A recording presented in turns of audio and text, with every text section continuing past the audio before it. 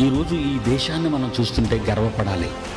ఈ దేశంలో మనం ఇలా నిలబడి దేవుని గురించి, ఎవరు ఏ దేవుని గురించి చెప్పుకున్నా మంచి రాజ్యాంగాన్ని, మంచి చట్టాలను, శాసనాలను చేసిన దేశం ఇది. మత స్వాతంత్ర్యం ఉన్న దేశం. ఒక మాటలో చెప్పాలి అంటే హైందవ సోదరులు, ఇక్కడున్న ముస్లిం సోదరులు, ఇక్కడున్న క్రైస్తవ సోదరులు అంతా ఒకే భావన, ఒకే మాట, ఒకే ఆలోచన.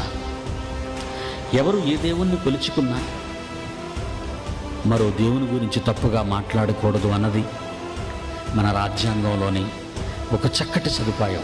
దాన్ని మనం ఉపయోగించుకోవాలి. ఈరోజు చాలామంది క్రైస్తవ బోధకులు తెలుసుకోవలసిన ప్రత్యేకమైన విషయం, నీ యేసు ఎంత ప్రేమామయుడో ఈ ప్రపంచానికి చెప్పు.